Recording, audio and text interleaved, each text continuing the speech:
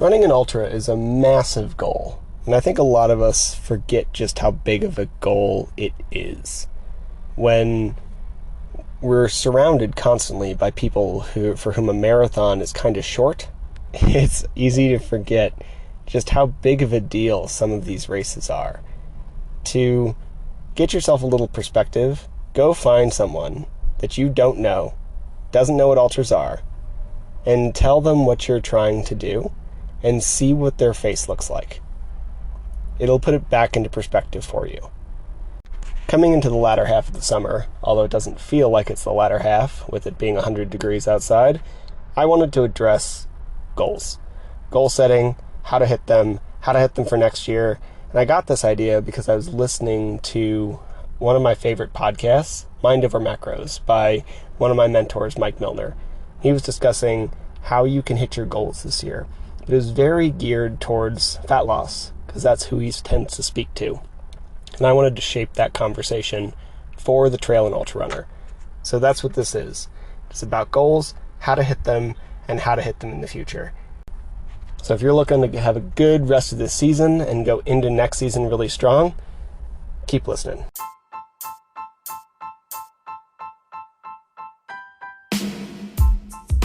Welcome to the Eat Well, Sleep Great, Run Far podcast. My name is Will Frantz, and I'm here to help you go farther, faster, and longer without injuries, gut problems, or giving up your favorite foods. We are live. So today, let's talk about goals and how you can get exactly what you are looking for out of your goals and achieve them this season and in the future, right? Because that's all what we all really want. First, let's say you are like where you are for a reason in your life. We've all been there, been through different phases, and whatever you've been doing up to this point has brought you to this place. And before we can really talk about achieving goals in the future or now, we should probably spend a minute to talk about setting goals, because it has been a while since I've done that on here. So let's take a minute to talk about goals, what you can achieve through training and health and fitness, and what you might be looking for, and whether multiple goals might be in conflict with one another. So many people here have heard me talk about something referred to as the triangle of awareness. So imagine a triangle, and at each 3 vertices of the triangle, you have a different type of goal. One would be performance. Let's imagine that at the top. Another one would be fat loss. We can imagine that bottom left. And the other one would be longevity. You can imagine that at the other corner, bottom right. Now, you can be anywhere on this triangle at any time. You cannot be more than 2 places. You cannot be more than one place at once, right? You cannot be 2 places at once in this triangle at the same time. So if you have multiple goals right now of, for example, performance, trying to run really far and set a PR, and let's just say fat loss, because I might have had this conversation with a couple people, then we need to figure out which of those is more important and whether or not you care about maximizing either of those. Because if we're looking at maximizing performance, we really cannot care about fat loss. We don't want to gain a bunch. Yes, like we've had the weight conversation multiple times. We can do it again if you want. But when you're in a performance build, trying to get faster and stronger and run to your best, if you're in a calorie deficit, you're not going to achieve that. And if we're looking the same thing for fat loss, if you're trying to lose some fat, then your performance is going to run into problems. And we cannot do these things at the same time. And we run into the same thing with longevity. If you were trying to live to be 120, then high-level sports probably aren't your game. I'm not saying they're terrible for you if you do them correctly and have some time to recover and all of this. They might be worth the trade-off. They're not as concussion-oriented as something like football, but they're not great for you. High-level athletics, pushing yourself to human limits, is not necessarily a way to live to be 140 years old, right? So whenever we're looking at this triangle, we need to figure out what our goals are, where they slot into these three things and what we really care about right now. And just because you care about something right now doesn't mean you can't care about something else later. Like during this training cycle, I have put on extra weight on my stomach or extra fat rather. I don't care about the weight. I put on an extra fat around my stomach and I want to get rid of it. The 2 times I've tried to do that in this training cycle, I've basically immediately gotten a twinge of injury. And it's just because I'm pushing hard. I'm trying to scale this faster than I probably reasonably should be. And as a result, if I create any sort of calorie deficit, my body just doesn't have the raw materials to repair itself very well. If you have a longer training background and a base and you don't care about doing very well at your next race, if you just want to finish and you finished this race multiple times before, you might not be in the same place. But we need to have some understanding of your goals and how they interact with one another if you're going to make any progress on any of them. And I have some version of this conversation with every person I start coaching, be it online or in person. And I mean, sometimes I have it before we even start the coaching process. Very honestly, it is 100% necessary to address this. It doesn't matter who the person is. Like a couple great coaches just left the big box gym where I work, and I took on a couple of their clients. And these people have been training for a while. And I just took on one of the ones today, and our first session, most of our day today, was spent having this conversation. And we got done in time that we got to a little bit of movement, but we spent most of the time talking about goals and where we're going and what his life looks like and all of these things. Because unlike the old adage, all roads lead to Rome, all roads do not lead to the same goals. They just don't. Different strategies and different tactics will lead to drastically different outcomes. And here's a pretty good example. I have one of my favorite clients in person is a 70-year-old lady who recently had knee surgery. And she's never strength trained. She has very low muscle mass, and her entire desire is to stop having knee pain and get enough muscle mass so that she can go back to gardening. She does not need the same system as my 20-year-old kid who wants to get better at powerlifting. And as a coach, I need to know the difference between those two things. I'm not going to have the 70-year-old woman back squat. It would destroy her knee. This kid wants to get better at powerlifting. He has to back squat. It is part of the sport, right? So this is a thing that we need to recognize. And as a coach, you can never assume these things. I'll be honest, I almost did this the other day, and I'm really glad I caught myself. There was some guy came up to me.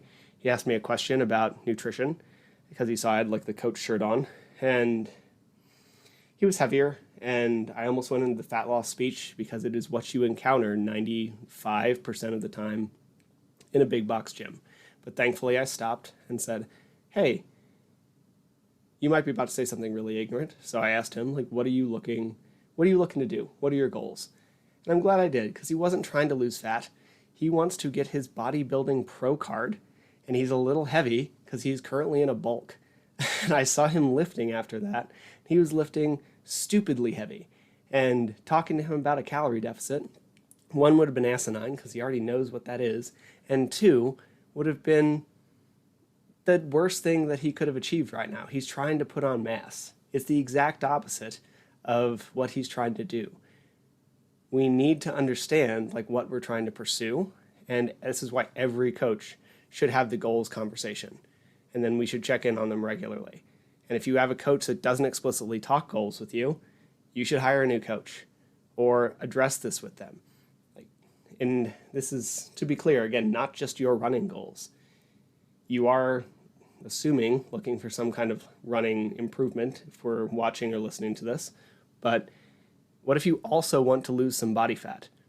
And if you expect to do both of those at the same time, if you expect to really improve your performance and also lose some body fat, and we don't address the fact that both of those things are not really highly achievable at the same time, somebody is going to be disappointed at the end of that.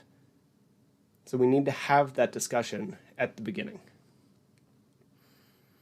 Because if literally all you care about is running, then you really shouldn't be doing something like lifting a ton of weight for your upper body. Shoulders and like chest and all this stuff, like the muscles up there slow you down when you're running. You should be doing just enough to keep you safe and maybe help you use something like poles and carry your pack a little better.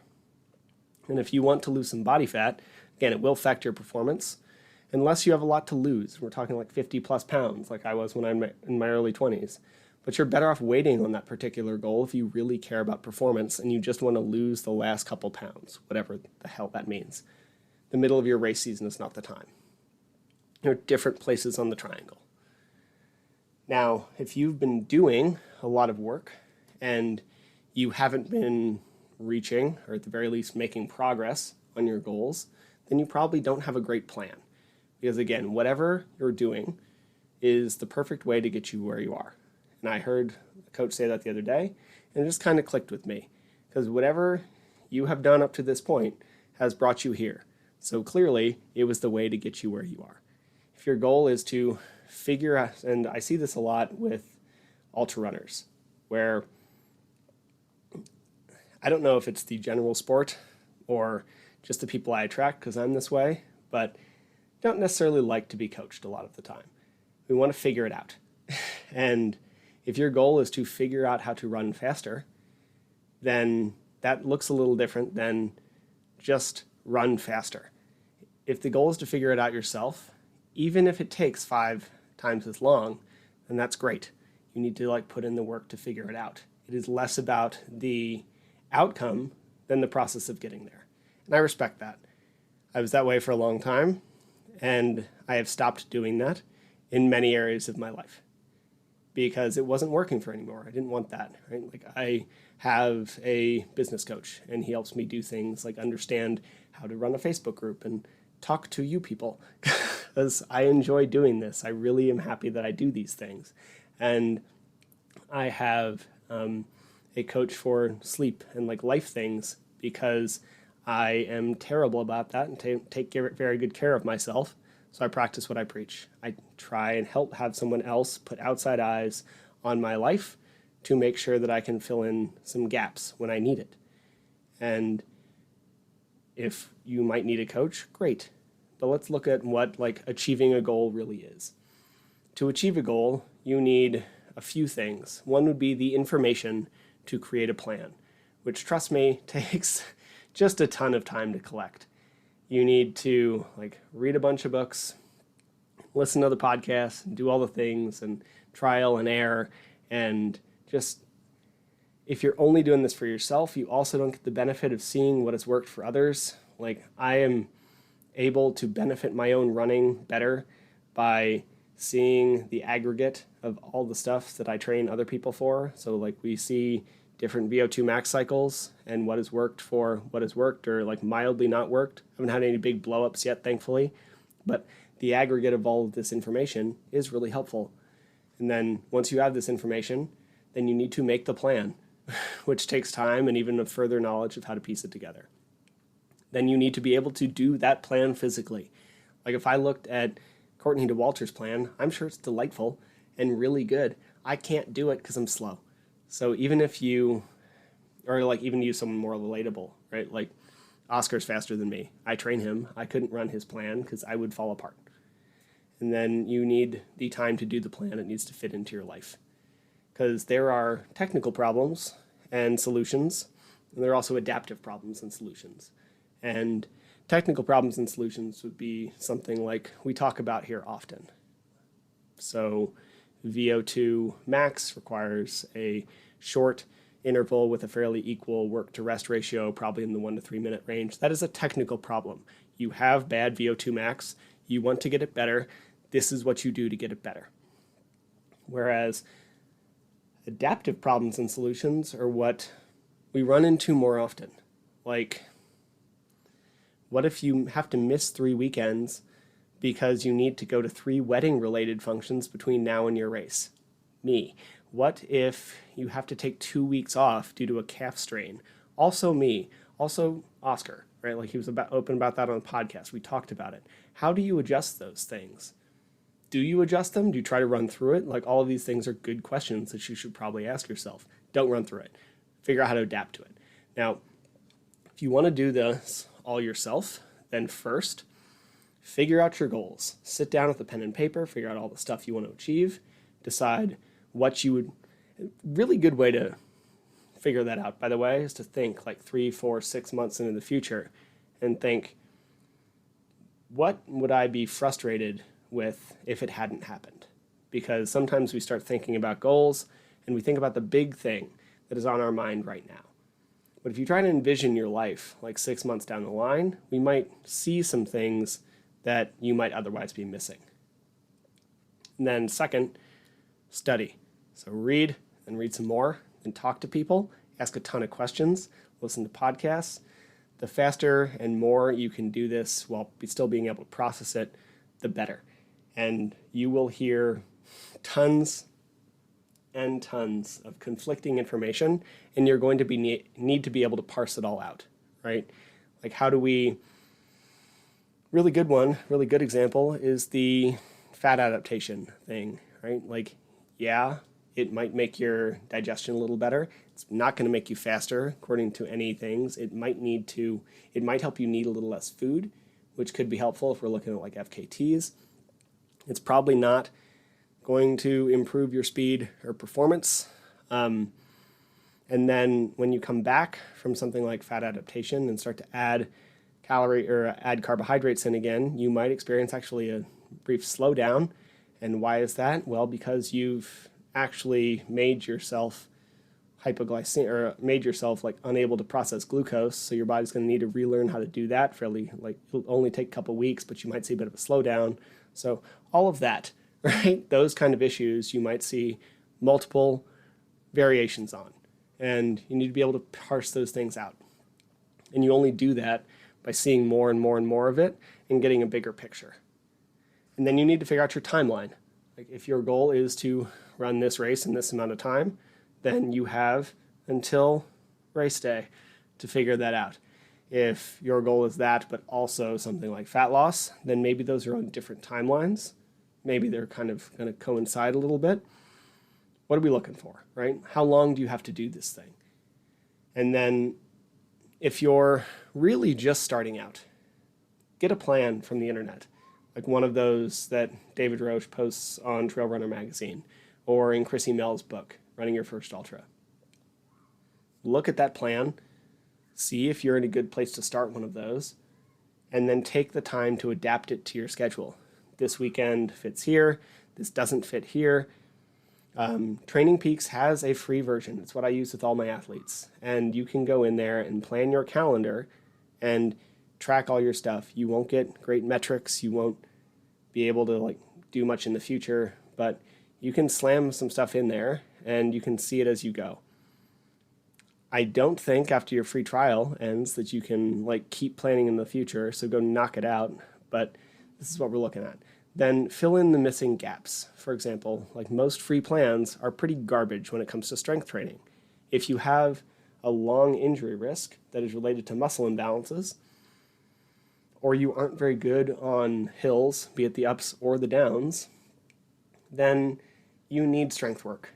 And you're not going to get that from a lot of the free stuff on the internet, or you're not going to get an effective version of that from a lot of the free stuff on the internet. Maybe your nutrition plan is a big deal. Maybe you've tried to figure that out a lot. Or hydration. There's a reason that I make all of those guides and put them up for free, because they matter. And if you're willing to take the time and work and study and do all the stuff to learn how to do it yourself, then go for it. I think that should be a thing, right? Or you could hire a coach, as I've said before. I pretty much guarantee that I can help anybody get the results you want, and if I can't, I will refer you to another coach. I know a lot of runners don't want coaching, and that's the reason I get along with y'all. The do-it-yourself mentality. I've never met a group of people quite like that. But if you really want to hit your goals, then it might be time, or at the very least, have a conversation about it. Because if we're really looking to create this plan that fits you well, sometimes it just takes a little support. especially if you've been doing the same thing over and over again for a while and seeing really slow or just no progress at all. And I think a lot of the time we get caught up in something like, cost or time or whatever. First thing is just a conversation, though. Find somebody. It doesn't have to be me. You all know I do this for a living, but I just had David Terry on the podcast. He's also a coach. There's a ton of us out there. Talk to someone. See if you jive with them. See if their system fits you. Most runners spend more on a couple pairs of shoes than a coach costs for a couple months. So let's look at what is actually helpful to hit your goals. Now, if you have any questions about goals or goal setting or achieving what you're trying to achieve, please pop it in the comments. I'm going to answer one of the questions that was from the group about lightning safety. And if you have any thoughts about goals, I'd be happy to talk about them before we log off here. So lightning safety, and this is from Fabi. How do you stay safe out in the mountains, specifically referring to lightning? The first one is planning. So if this isn't your race, then a lot of it just comes to not going out when it's a risk. Go earlier in the day if possible, because thunderstorms are more often there at night. Now, when we're running really long, this actually could have some overlap, right? So we could have them start late in the day and carry over into the morning. But if we're able to go by dawn, at dawn, not well before dawn, then you might have better luck there. Lightning, as we all know, strikes metal, so don't carry any if possible. It also strikes high points, which we're all aware of, but should probably reiterate since we all spend so much time in the mountains. If you're exposed at the top of a peak, that is really dangerous. You are the high point. Even if there's another peak way over there that is higher, you are the high point in your relative vicinity, so you're in a very precarious position. It is also not very safe to be underneath a very tall tree because you are basically acting as the bottom of a lightning rod, which nobody really wants. And and it's also not particularly safe to be out in the middle of a wide open expanse because again, you're the high point. Even though you're not very high, you are the relative high point if you're in the middle of an empty cornfield, right? So the best thing you can really do if you're out there is go back down. The side of a hill is always better than the top. If you have a grove of trees that are all of a similar height, that's even better. So if we're out here, then find the aspen grove or the collection of maples. Don't stand under the lone redwood-looking tree.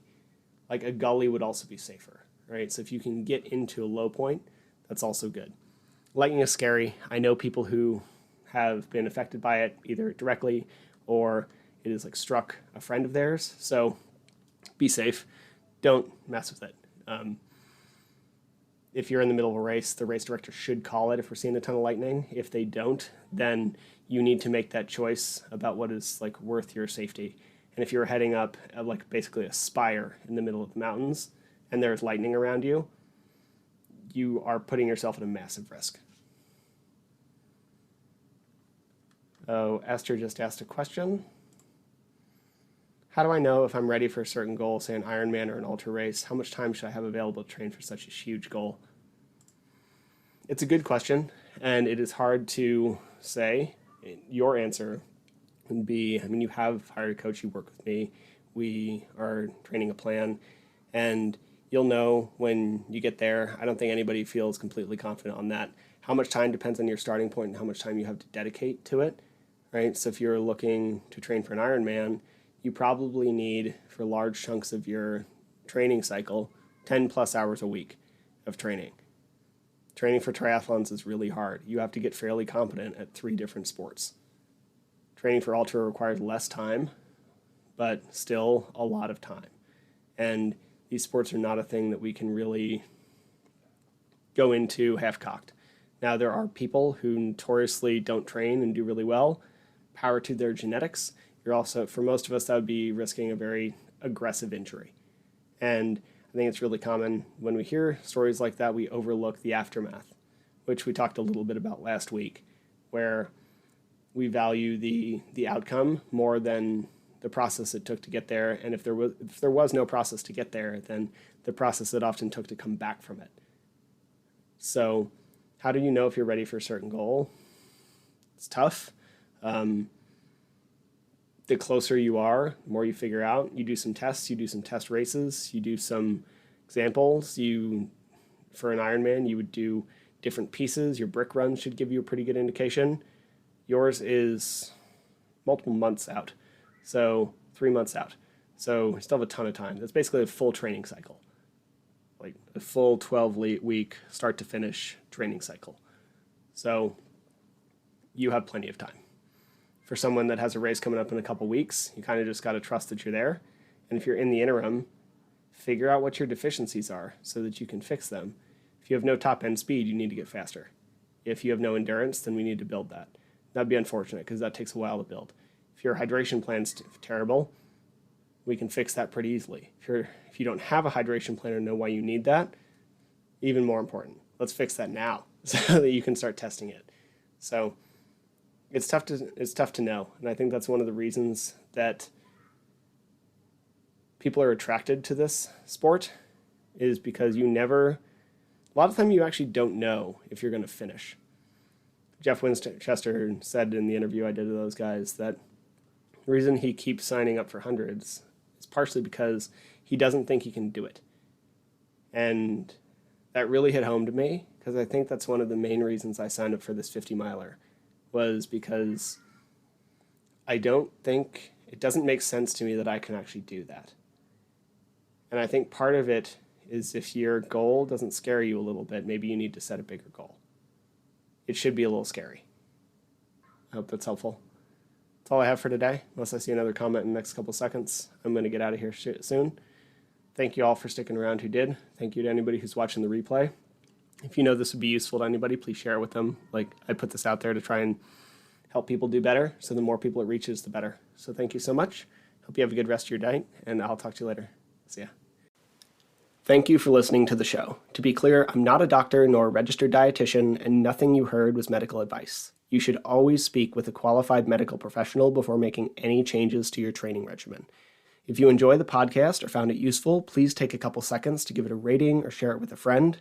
Every little bit helps. And if you want more of this information, please head to the Trail and Ultra Running Nutrition group on Facebook. You'll be in good company with other like-minded people who like to do hard stuff outside.